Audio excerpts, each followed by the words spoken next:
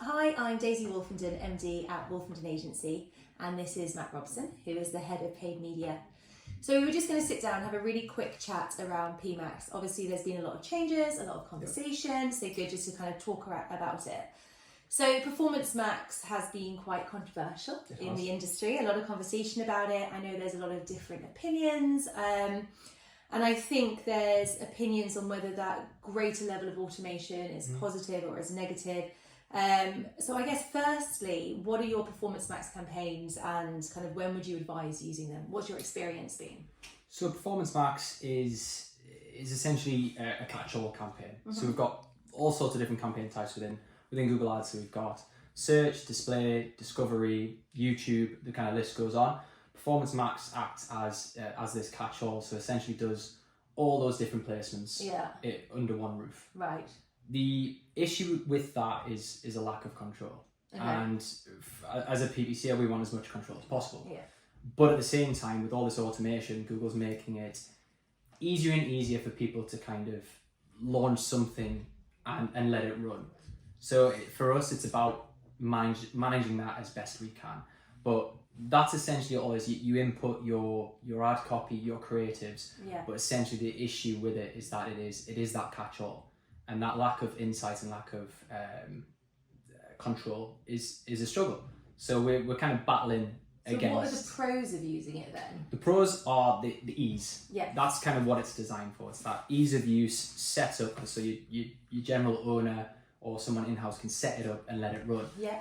But the problem with that is the lack of control. And we want to be able to see what search terms we're showing for, control the placements that we're also sending our creatives out as well. So that is the big argument with it, and I think it's that lack of insight that has been the struggle for everyone. But Google recognise that. They are trying to make the changes now, which is quite a recent thing, to allow us to see actually what keywords we're triggering for, exclusions in place, and make sure that we're not showing across brand 100% of the time. Yeah. Actually, we're just overpaying for brand CPCs. Because you were saying as well, there's been changes with negative elements. Yeah, so there's been a big thing which us PPCers have been crying out for since PMax launched, was just the fact that, if you did look into the limited insights that we do have, a lot of the revenue coming through has been through brand returns, and we would typically segment brand into its own campaign to make sure we have as much control over the cost as possible, whilst Performance Max hasn't allowed us to do that. So they are making the changes, they are putting them in place as of now.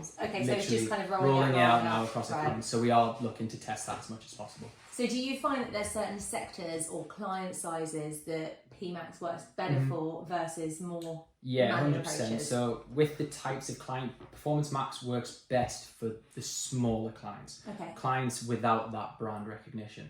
And that's where it's been the problem. The brands that do have a strong brand recall, brand awareness, they're the ones where it's been soaking up all that brand and giving you a kind of false sense of security as to what your performance actually is. Yeah. So with these exclusions and things like that, it should make it easier for the bigger accounts to actually control that brand spend. So you can then exclude your brand out of that. And get a real kind of representation of what your performance is through Performance Max.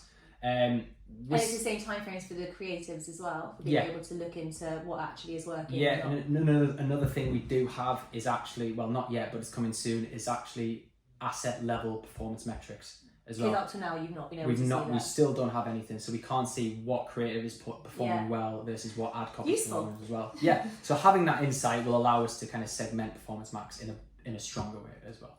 And then I guess with PMax, like a lot of people, especially people who are potentially running paid in-house, as you said, it's this kind of ease of being able to set up. Yeah. If people are running it in-house or they're maybe even using an agency but want to be able to go into their account and begin to understand a little bit, I guess, is there any kind of like overall advice that you can give someone, or kind of things that you would always look out for when you're kind of auditing, I guess, or to be aware of? It's still segmentation. So obviously it depends on the time that someone can put in. If it is someone in-house that doesn't necessarily have the time, then you can set it up so that it is quite broad. It is quite a catch-all, which is understandable in some cases.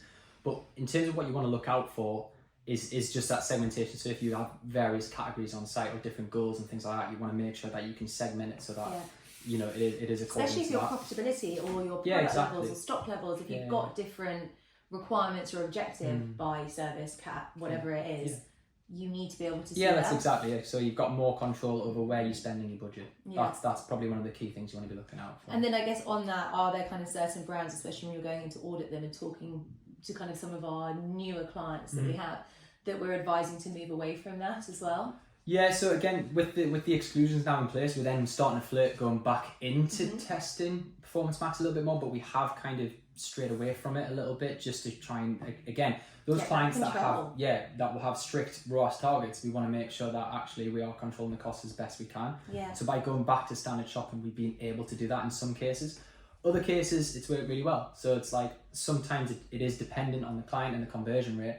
And what's happening, I guess, in that market, in that sector yeah, at that so time. it can perform really, really well in cases, but in for certain brands it won't. So it's just testing. It's just seeing what works right for what brand. Which, to be fair, is the same across all of paid activity. Everything. Like, it is testing. You can't just leave something, assume it's working, and it will be working in a month's time. Yeah, it's not one size fits all for every brand, every client. You know, we have to test creatives, ad copies, strategies. It's not always going to work for every single client, so it's really important that we do test. And I think this is something that we were talking about, slightly like adjacent to this subject, but we were talking about automation in general, because there are so many tools which are very reliant on automation, and there's a lot of software that's very reliant on it. And I think there is a time and a place for it, for sure, making life easier, especially if you are short on time. There's ways of setting up automation that can give you a lot of learnings, but losing that kind of the manual insights, or the granular insights, I should say, is always going to cause an issue. Yeah, the manual side of things. So obviously you've got all this automation, but you need to know how to drive the car, essentially, and have the keys to the car.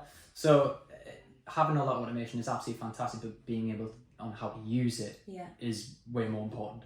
So we have a host of different strategies available to us, but actually using the right strategy for the right product, for the right category, for the right creative, for the right audience, the list goes on. So it goes back to that testing thing for me. So I guess in terms of PMAX, it was a really vague answer then, in summary, because sometimes it's great and sometimes it's not. Yeah. But I guess the main thing is that it's changing, it's evolving. So what you're able to do at the moment is going to be different in 3 months and 6 months, hopefully, as the platform evolves. And in terms of whether it's the right route for you, it's worth testing. It's always going to be dependent on your individual sector, setup and resource. If you need any advice with it, whether it's right for you, obviously it's something that we actually do enjoy chatting about more, Matt than me. So get in touch, and we're always happy to provide a bit of advice or guidance or anything else. But I guess in summary, it's continue to test, huh? Yeah, absolutely. Okay, thank you. Thank you.